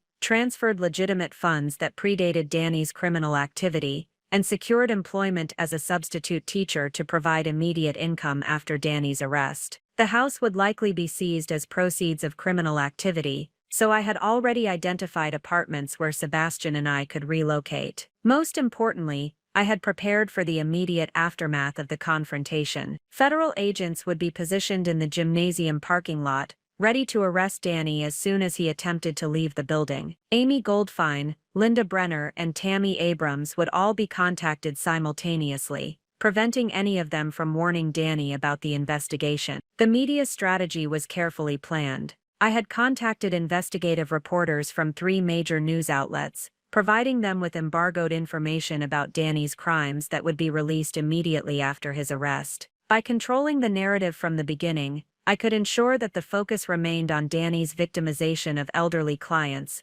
rather than just the salacious details of his multiple affairs. Sebastian's protection was my highest priority throughout all planning. I had arranged for him to leave the gymnasium immediately after my revelation, accompanied by my sister Rachel, so he wouldn't have to witness his father's arrest or deal with the media chaos that would follow. Dr. Reeves would be available by phone that evening to provide immediate crisis counseling if needed. The irony wasn't lost on me that I was using Danny's own methods against him: careful planning, attention to detail, and strategic timing to achieve maximum impact. But unlike Danny's schemes, my plan was designed to protect innocent people and ensure that justice was served, not to enable further victimization and criminal activity. As I sealed the manila envelope that would destroy Danny's criminal empire, I felt a strange sense of peace. For months I had been living with the terrible knowledge of his crimes, while watching him continue to steal from vulnerable clients and deceive multiple women.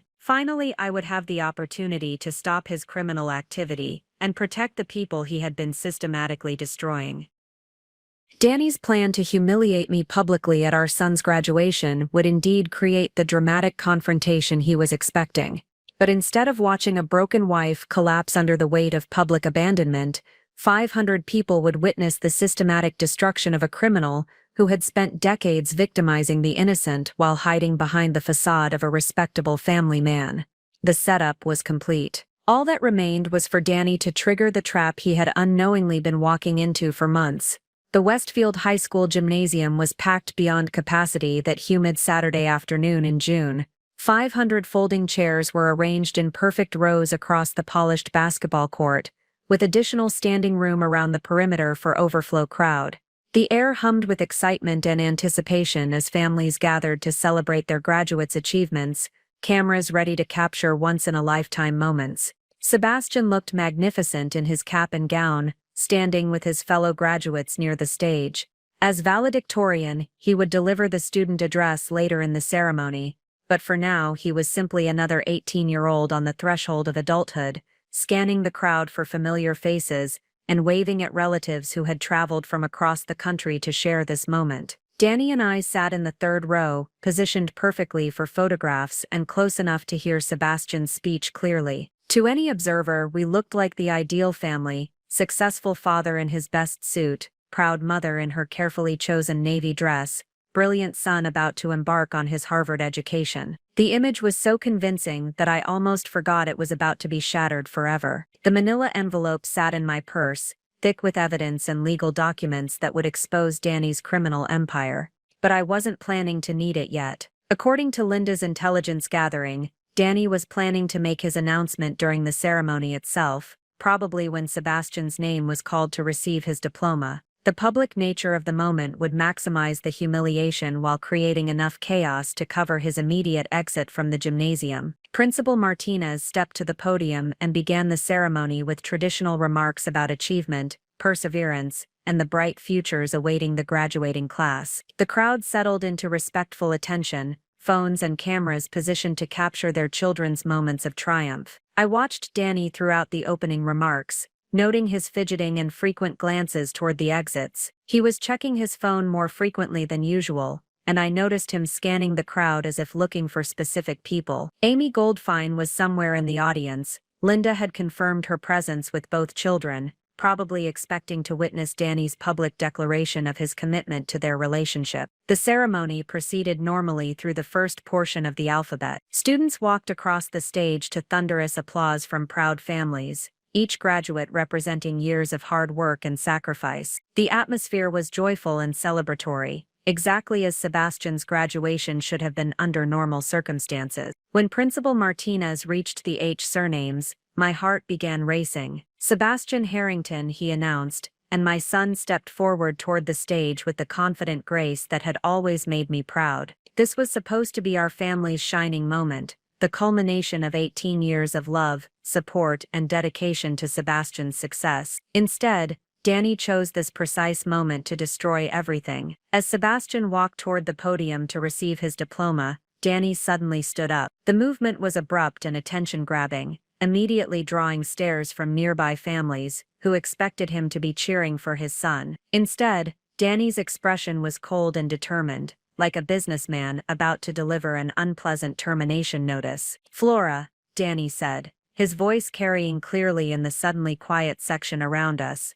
"I can't live this lie anymore." The words hit the gymnasium like a physical blow. Conversation stopped mid-sentence, cameras turned toward our family instead of the stage, and even Sebastian paused in his walk toward Principal Martinez, clearly confused by the disruption. "I'm leaving you for Amy," Danny continued, his voice growing louder and more confident, as he realized he had captured the attention of hundreds of people. "We're taking the kids and starting a real family. This charade has gone on long enough." The collective gasp from the audience was audible. Parents covered their children's ears, phones began recording frantically, and Sebastian stood frozen on the gymnasium floor, his diploma forgotten as he processed his father's public abandonment. But Danny wasn't finished with his announcement. He had clearly planned this moment carefully, intending to deliver maximum humiliation, while establishing his narrative of an unhappy marriage that justified his departure. 22 years I've supported this family," Danny said, gesturing dismissively toward me, as if I were a business obligation he was finally terminating.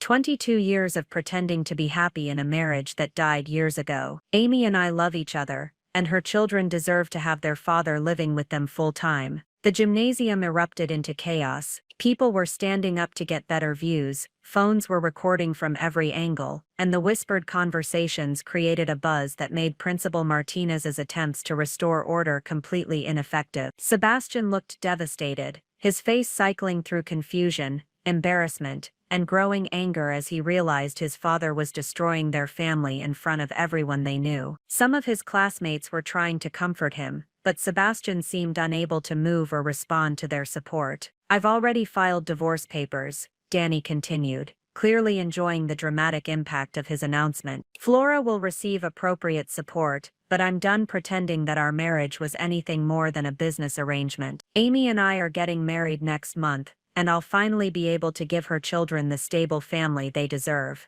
The cruelty was breathtaking. Danny had chosen the most public possible venue to announce his abandonment, ensuring that Sebastian's graduation would forever be remembered as the day his father humiliated his mother and destroyed their family. The calculated nature of the timing during Sebastian's moment of triumph demonstrated a level of psychological cruelty that revealed Danny's true character more clearly than any investigation could have.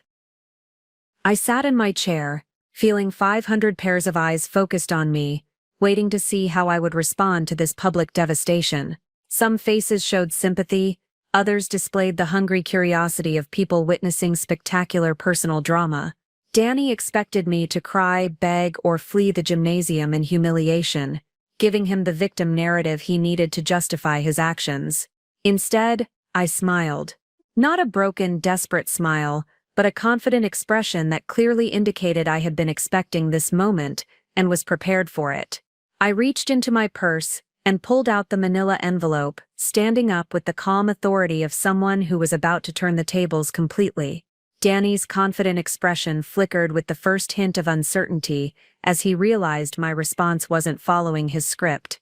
The gymnasium fell silent again, sensing that the drama was far from over.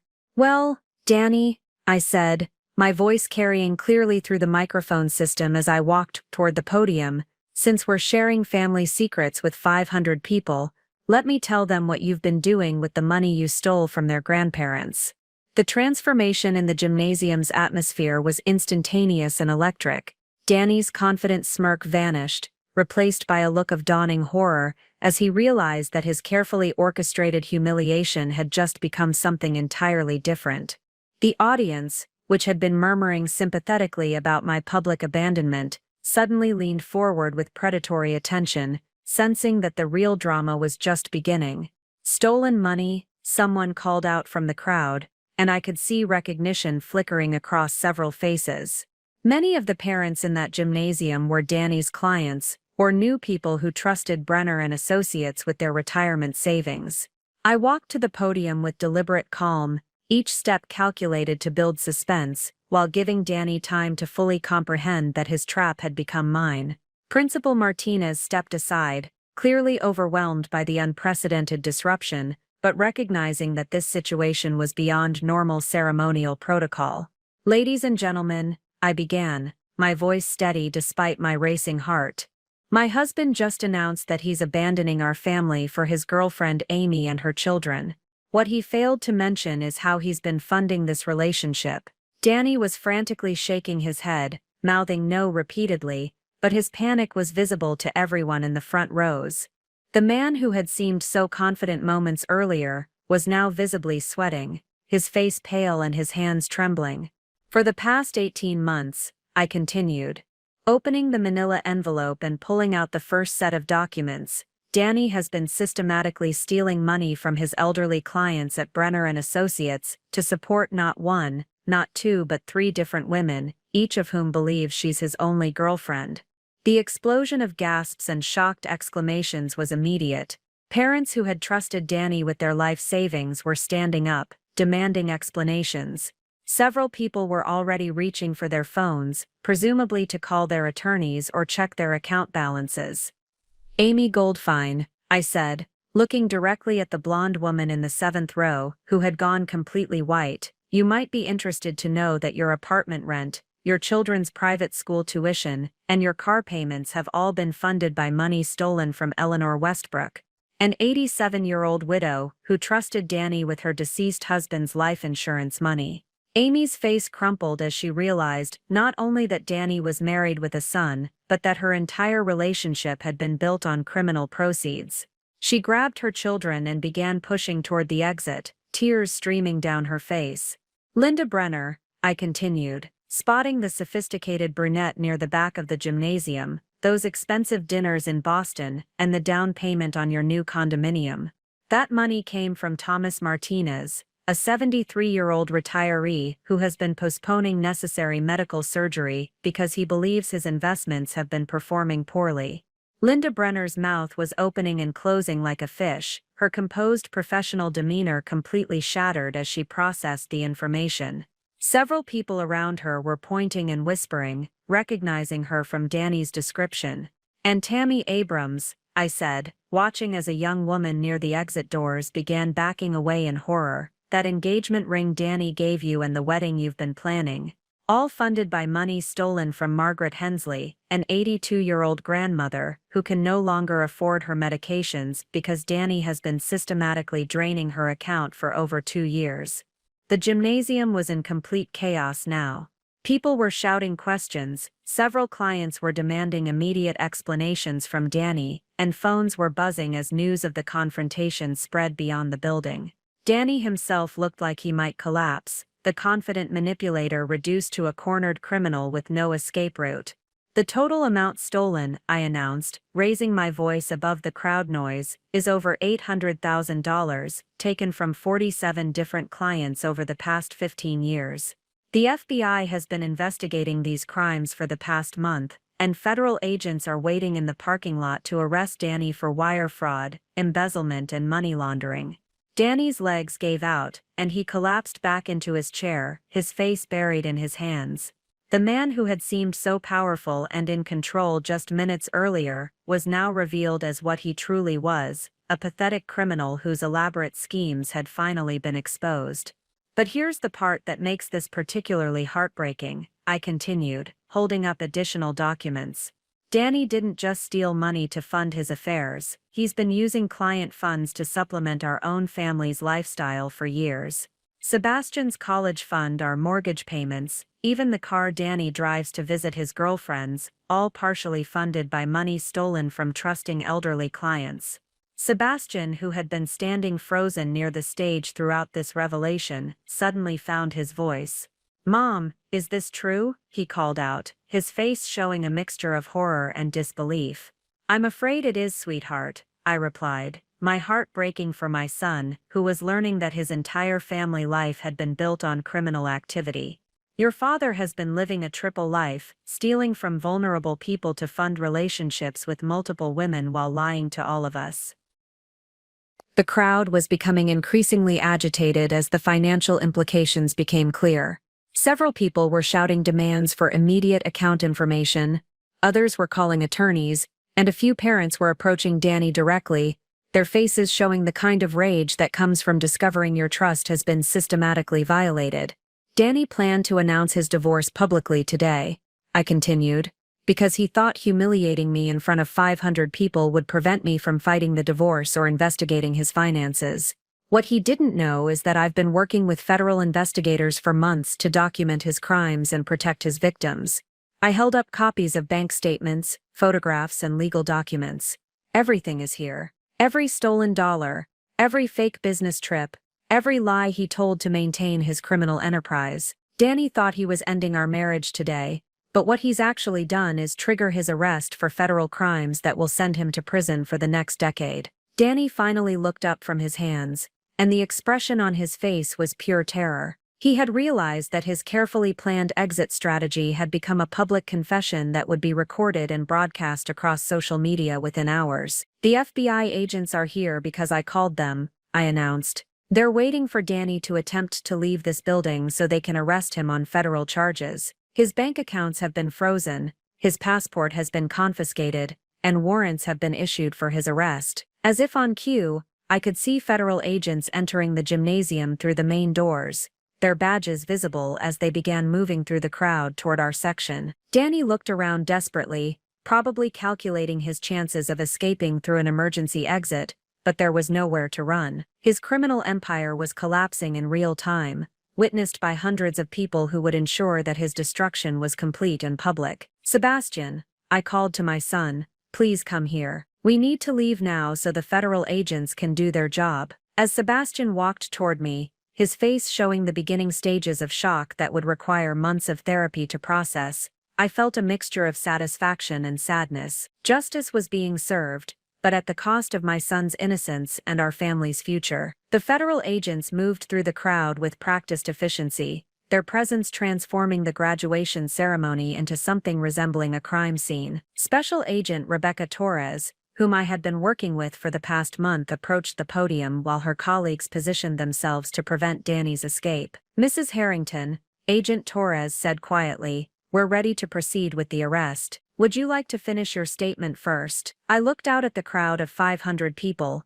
many of whom were Danny's victims or their family members, and realized this might be the only opportunity they would have to understand the full scope of his crimes before the legal proceedings began, and media attention focused on salacious details, rather than the human cost of his actions. "Before the FBI takes Danny into custody," I announced, "I want everyone here to understand exactly what he's stolen and from whom. These aren't faceless victims or abstract financial crimes. These are your neighbors, your relatives, people you see at church and the grocery store." I pulled out a prepared list of Danny's victims, each entry containing details that would make the crimes personal and immediate for the audience. Margaret Hensley, age 82, had her deceased husband's pension fund systematically drained to pay for Danny's romantic getaways with his girlfriends. She now lives on Social Security alone and can't afford her heart medication. "She's here today. Margaret, would you please stand up?" An elderly woman in the 15th row slowly rose, supported by what appeared to be her adult daughter. Her dignified posture and the visible pain in her eyes created a stark contrast to Danny's crumpled figure just feet away. Eleanor Westbrook, age 87,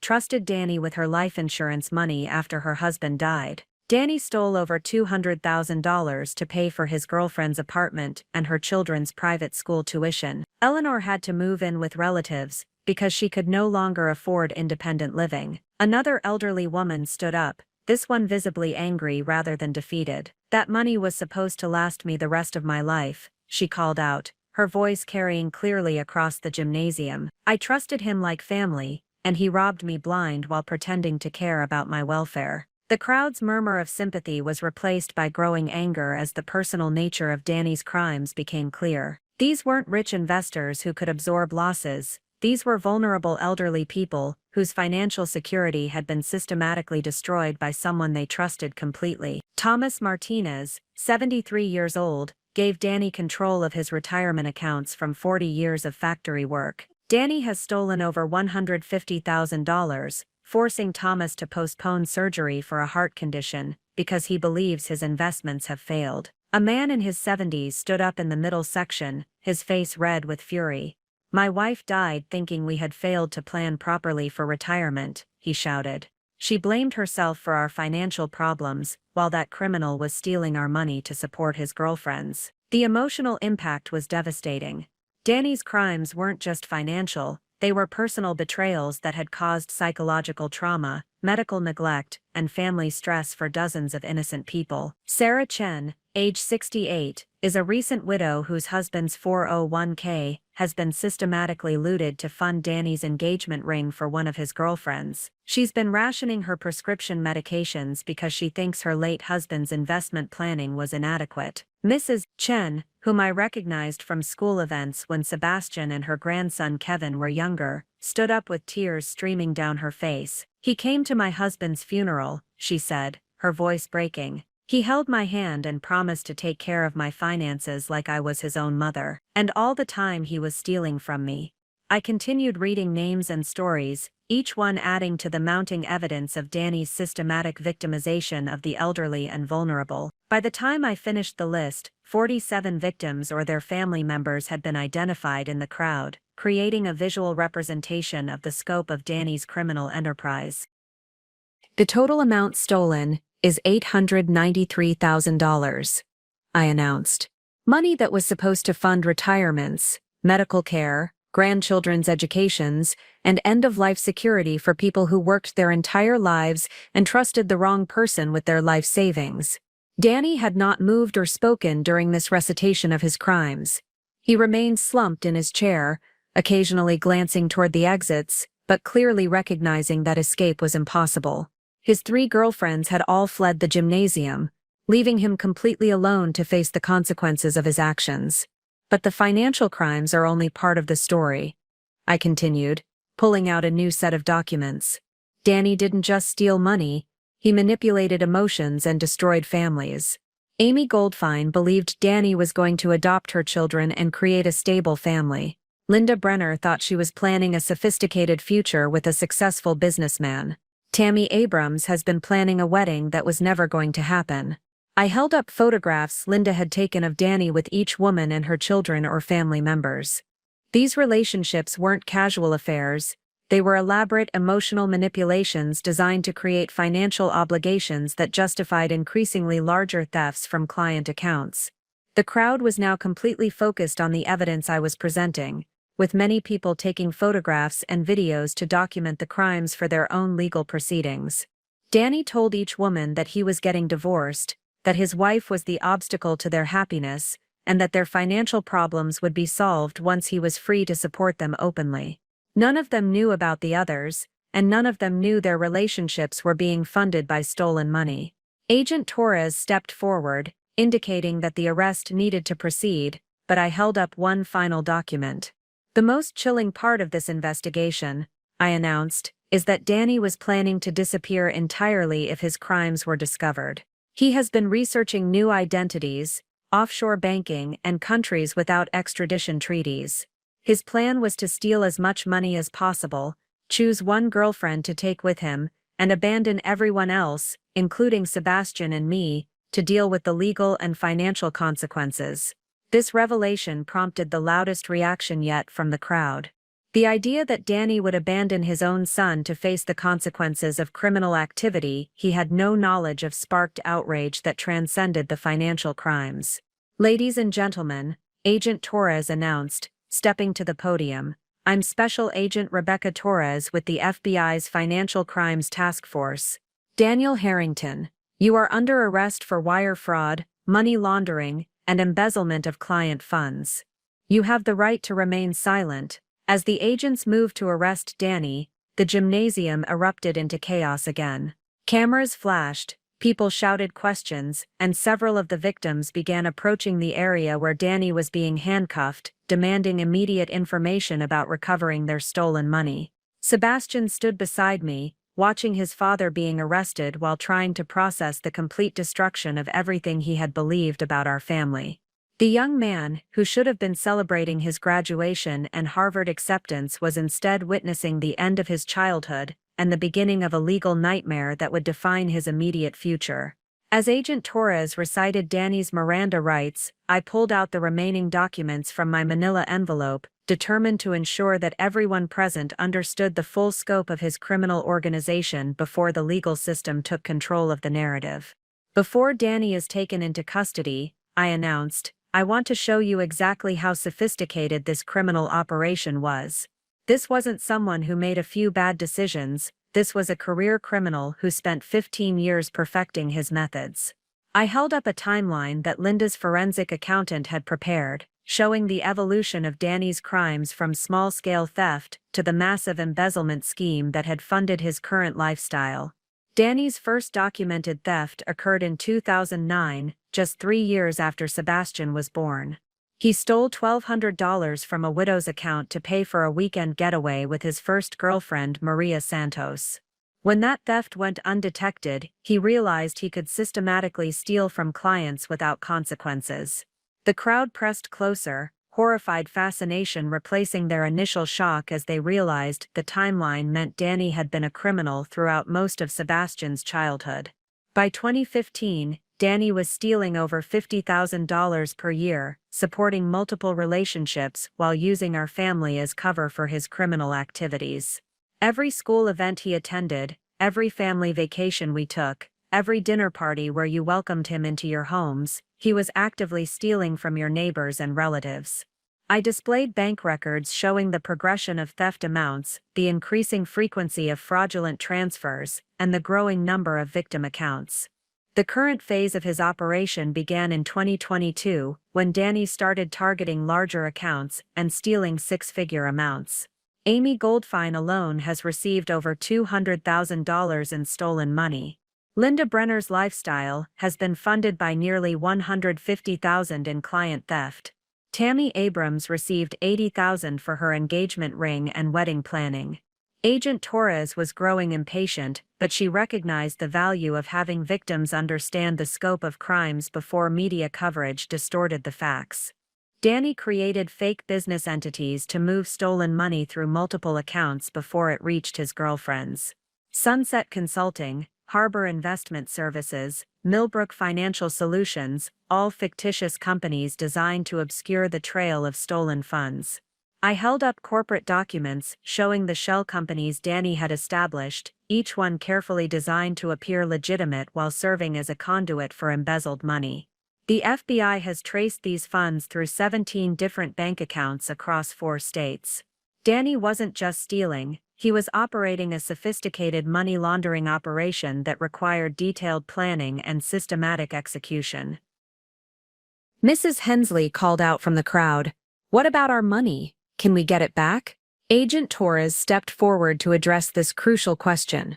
The FBI has frozen all accounts associated with Mr. Harrington's criminal activities. We've recovered approximately $400,000 in liquid assets, and we're working to seize additional property and investments. However, full restitution will depend on the ongoing investigation and asset recovery efforts. I pulled out the final set of documents, evidence of Danny's escape planning that demonstrated his complete willingness to abandon everyone, including Sebastian, to avoid prosecution. Danny has been researching countries without extradition treaties, methods for creating new identities, and procedures for transferring money to offshore accounts. He wasn't planning to face justice for his crimes. He was planning to disappear with whatever money he could steal, leaving his victims, his girlfriends, and his own son to deal with the consequences. The evidence of Danny's planned abandonment seemed to affect the crowd more than the financial crimes. Parents looked at Sebastian with sympathy, recognizing that he was as much a victim as anyone else. The passport application, under a false name, the research into Brazilian banking laws, the inquiries about purchasing property in non-extradition countries, all of this was happening while Danny was promising Amy he would adopt her children, promising Linda they would buy a house together, and promising Tammy they would have a beautiful wedding. As I spoke, Danny was handcuffed and being led toward the gymnasium exit by federal agents. His face showed no remorse or acknowledgement of his victims, only the angry frustration of someone whose carefully laid plans had been disrupted. Every promise Danny made was a lie designed to buy time while he accumulated enough stolen money to disappear forever, I concluded.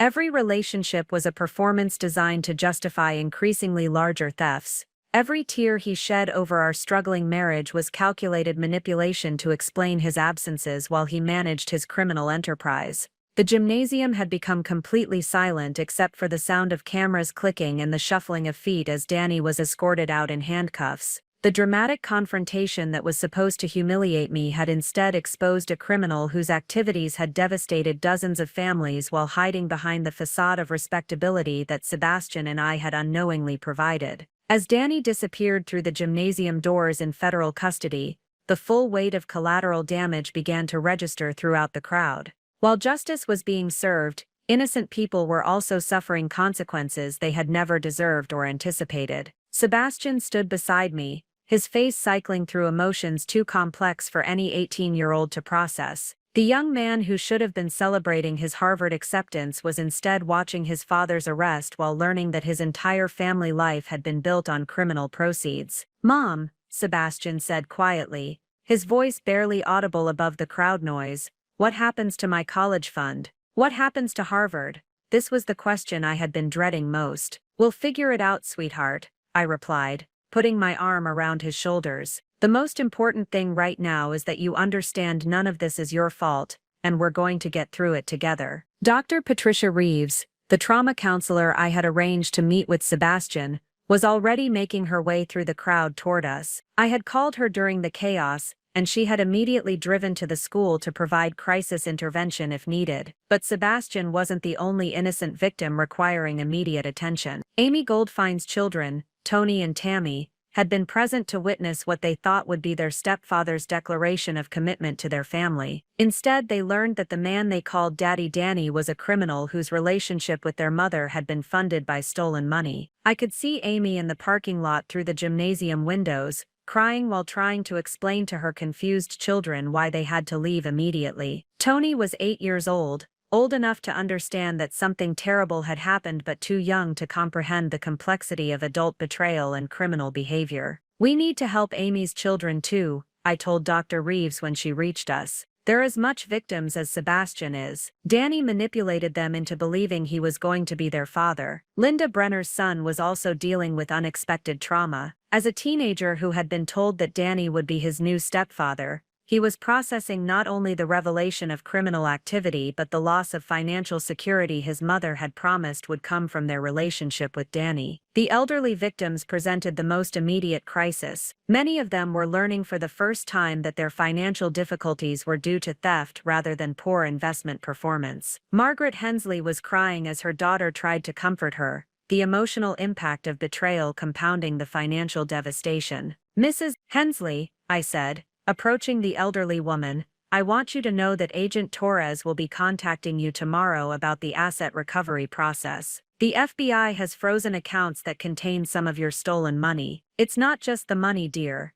Mrs. Hensley replied through her tears. "I trusted him like a son. He came to my husband's funeral, he remembered my birthday, he asked about my grandchildren. How do you recover from that kind of betrayal?" Her question highlighted the emotional damage that extended far beyond financial loss. Danny hadn't just stolen money, he had manipulated vulnerable people's trust and affection to facilitate his crimes. I had prepared for this moment by arranging counseling resources for Danny's victims. "There's a support group for financial crime victims that meets at the community center," I explained. "Dr. Jennifer Walsh specializes in helping people process this kind of betrayal." Thomas Martinez approached us, his face showing the anger of someone who had been systematically deceived while his health suffered. "My wife died thinking we had failed to plan for retirement properly," he said. "She blamed herself for our money problems while that bastard was stealing from us to buy jewelry for his girlfriends." The ripple effects were staggering. Marriages had been strained by financial stress that was actually caused by theft. Medical treatments had been postponed due to apparent investment losses that were really embezzlement. Children had been told their college funds were insufficient when the money had actually been stolen to fund Danny's romantic relationships. "The FBI has victim advocates who will help you navigate the legal process," I explained to the gathered victims. "You'll be contacted within 48 hours about participating in the restitution process." But immediate practical needs couldn't wait for legal proceedings. Several victims were facing housing insecurity, medical crises, and other urgent situations that required immediate intervention. "I'm setting up an emergency fund," I announced to the crowd. "Our family will contribute whatever legitimate assets we have, and I'm asking the community to help support Danny's victims while the legal system works to recover stolen funds." The irony wasn't lost on me that I was trying to help repair damage caused by my own husband's crimes, using resources that might themselves be subject to asset forfeiture proceedings. Principal Martinez finally managed to restore some order to the ceremony.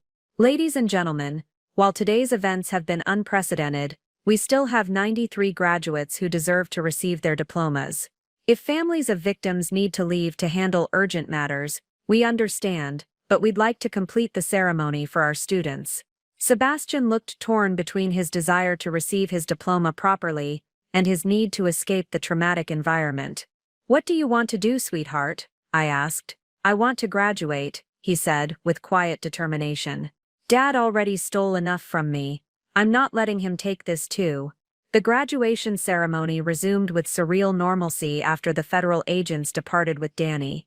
Principal Martinez called the remaining names with determined professionalism, but the atmosphere had fundamentally changed from celebration to something resembling a wake. Sebastian walked across the stage to receive his diploma with quiet dignity, his shoulders squared against the whispers and stares that followed him. When Principal Martinez handed him the document he had worked so hard to earn, Sebastian managed a small smile that broke my heart with its brave fragility. The applause for Sebastian was thunderous, born not just from respect for his academic achievements but from sympathy for the devastating circumstances of his graduation day. His classmates stood in solidarity, creating a wall of support that helped shield him from the curious stares of adults who had witnessed his family's destruction. By evening, the story had exploded across social media and local news outlets. Video clips of Danny's arrest were trending on multiple platforms, with headlines like "Financial Advisor Arrested at Son's Graduation" and "$1 Million Embezzlement Scheme Exposed by Wife." The footage of me presenting evidence at the podium had been viewed thousands of times within hours. The immediate legal consequences were swift and severe. Federal prosecutors filed formal charges against Danny that included wire fraud, money laundering, mail fraud, and elder abuse. Each charge carried potential sentences that would keep him in federal prison for decades, effectively ending any possibility of rebuilding relationships with his victims or his son. Brenner and Associates issued a statement within hours, announcing Danny's termination and their full cooperation with federal investigators. The firm faced potential civil liability for their inadequate oversight of client accounts, and their professional reputation would be permanently damaged by association with Danny's crimes. The three women Danny had been manipulating faced their own immediate crises. Amy Goldfine discovered that her apartment lease was in Danny's name and would be terminated immediately. Her children's private school tuition payments had stopped, forcing her to quickly find alternative educational arrangements. The car she drove was registered to one of Danny's shell companies and was subject to federal seizure. Linda Brenner's new condominium purchase was halted when investigators froze the bank account containing her down payment. Her real estate career suffered immediate damage as clients questioned her judgment and professional associations distanced themselves from the scandal. Tammy Abrams faced the cancellation of her wedding venue, catering contracts, and honeymoon reservations, all of which had been paid for with stolen money that vendors were required to return to federal authorities. The asset forfeiture process began immediately, with federal agents seizing Danny's personal vehicle, freezing bank accounts, and placing liens on property that might contain criminal proceeds. Our family home was red-tagged pending investigation into whether mortgage payments had been made with stolen funds. Sebastian and I found ourselves homeless within 72 hours, staying temporarily with my sister Rachel while attorneys sorted through the complex question of which assets were legitimate and which were proceeds of criminal activity.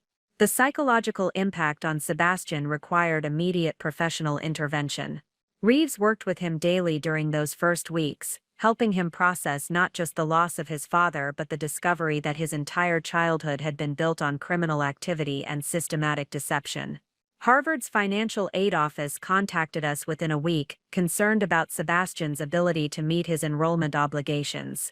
While his academic credentials remained impressive, the destruction of his family's finances and the criminal investigation created uncertainty about his college funding that threatened his educational future. The community response was complex and often contradictory. While many people expressed sympathy for Sebastian and me as victims of Danny's deception, others questioned how I could have remained unaware of such extensive criminal activity for so many years.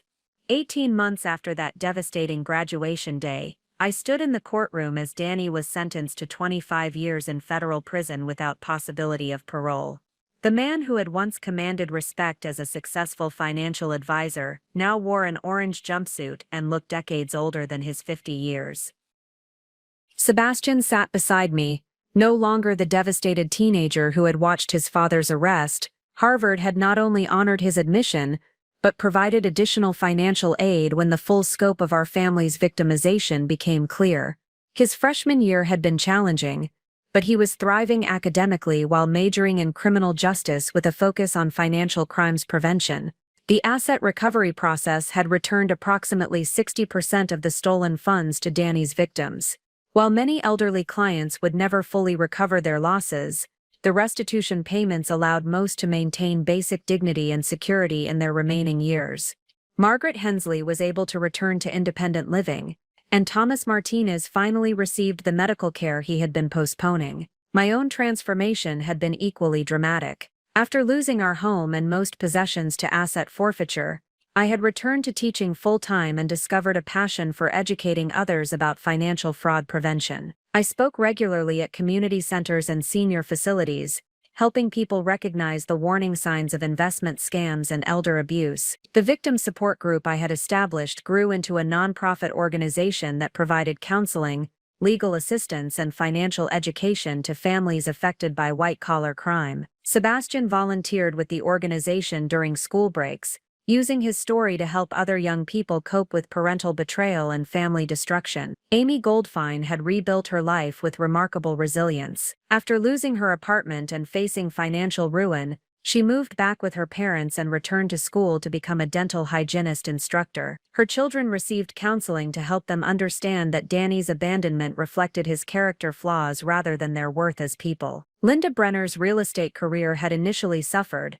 but she eventually became an advocate for ethical business practices and transparent financial dealings. She testified before Congress about the need for stronger oversight of financial advisors and contributed to legislation protecting vulnerable clients. Tammy Abrams found love again with someone who valued honesty over grand gestures. Her experience with Danny had taught her to distinguish between genuine commitment and manipulative promises, making her relationship stronger and more authentic. The ripple effects of that graduation day continued to influence our lives in unexpected ways. Sebastian's Harvard application essay about resilience and truth-telling had inspired other students facing family crises. My victim advocacy work led to speaking engagements across the country, helping law enforcement agencies understand the human cost of financial crimes. The community that had witnessed our family's destruction also witnessed our rebuilding. Neighbors who had initially questioned my awareness of Danny's crimes became supporters of our victim advocacy work. Sebastian's classmates who had seen him face the worst day of his life with dignity